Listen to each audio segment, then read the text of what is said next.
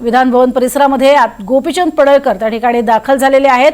प्रश्नांची सरबत्ती त्यांच्यावर होती। त्यांच्याकडे जाऊन मी स्वतः दिलगिरी व्यक्त केली होती आणि माननीय अध्यक्ष साहेबांना मी विनंती केली होती या आमच्या सहकाऱ्यांच्याकडून चूक झालेली आहे, त्यांना सक्त ताकीद देऊन आम्हाला जी काही तुमची काही कारवाई असेल ते करा। आणि त्यामुळे त्यांच्या अधिकारातला हा विषय आहे। रात्री उशिरा त्यांच्यावरती एफ-आय-आर दाखल झालेला आहे। शेवटी कायदा सर्वश्रेष्ठ आहे। विधानसभेचे अध्यक्ष आणि विधान परिषदेचे सभापती हे सर्वोच्च आहेत, त्यामुळे त्यांनी जी भूमिका घेतलेली आहे त्याच्यावरती आमचं कुठलंच मत नाही।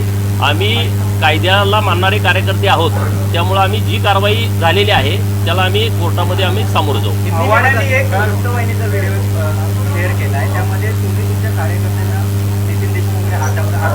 अरे तुम्ही बघा ना, तो नितीन देशमुख माझ्या ओळखीचा कार्यकर्ता नाही आणि तो कशा पद्धतीनं खालनं एवढी सगळी गर्दी आहे। आम्ही तिकडं कोपऱ्यात सगळे व्हिडिओ काढा ना, जवळपास 10-15 मिनिटं मी तिथं होतो आणि आमचे काही कार्यकर्ते ते फोटो काढत त्यांच्याबरोबर उभा होतो। परत आम्ही बोलून, कारण काल माझी लक्षवेधी होती, काल अर्ध्या तासाची चर्चा होती, अख्खा दिवस मी सभागृहात होतो, परंतु कामकाजामध्ये 9 लक्षवेधी झाल्या, 10वी लक्षवेधी माझी होती म्हणजे उद्या।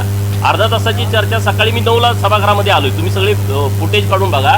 आणि अर्ध्या तासाची चर्चा झाली नाही, कारण आमचे मंत्री महोदय तिथे उपस्थित नव्हते, त्यामुळे मी अर्ध्या तासाची चर्चा आणि लक्षवेधी होणार नाही म्हटल्यावर मी निघालो होतो। तो प्रसंग इथं काढला, तुम्ही बघितलं ती सगळी परिस्थिती, त्याच्यावरती मला अजिबात काही बोलायचं नाही। त्यामुळं ज्या पद्धतीनं आमच्या कार्यकर्त्यावरती गुन्हा दाखल झालेला आहे, आम्ही त्याचा आदर करतो आणि न्यायालयामध्ये आम्ही आमची बाजू मांडतो।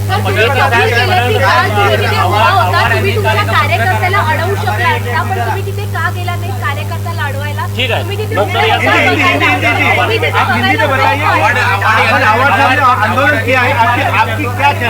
इस पूरे मामले में आपका क्या कहना है? कार्यकर्ताओं पर मामला भी दर्ज हुआ है। हमारे कार्यकर्ता के ऊपर जो एफ-आई-आर रात देर दर्ज हुई है, तो ये जो विधानसभा क्षेत्र है वो विधानसभा के अध्यक्ष सम्मानीय और विधान परिषद के सभापति साहब इनके अंतर्गत आता है। तो वो जो डिसीजन लेंगे उसके ऊपर तो हम कोई बात नहीं कर सकते। वो आदरणीय कुर्सी पे बैठे हुए हैं, जी उन्होंने जो डिसीजन लिया है उसका हम सम्मान करते हैं। और जो हमारे कार्यकर्ताओं के ऊपर जो एफ-आई-आर दर्ज हुई है, तो हम कोर्ट में जाएंगे। आज कोर्ट में हमारे वकील हमारी बाजू उधर पेश करेंगे। इसके अलावा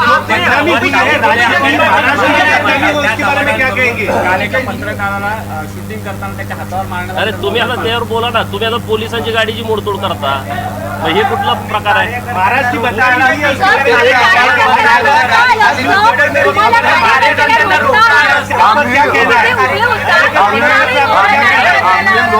लोकशाही मानणारे आहोत। अनेक प्रश्नांची सरबत्ती होतीये पडळकरांवरती, मात्र पडळकरांनी उत्तर दिलेलं आहे।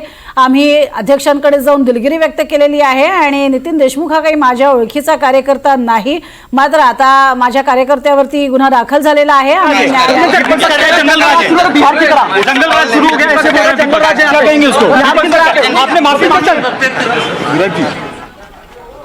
त्यापूर्वीच मी माफी मागितलेली आहे असं म्हटलेलं आहे। पडळकर आता पत्रकारांशी बोलायला तयार नाहीये, मात्र ही सगळी घटना घडत असताना तुम्ही तिथेच उभे होता, तुम्ही त्या कार्यकर्त्याला अडवलं का नाही असा प्रश्न आमची प्रतिनिधी जुई जाधव यांना विचारला, मात्र त्यावरती पडळकरांनी कुठलंही उत्तर दिलं नाही।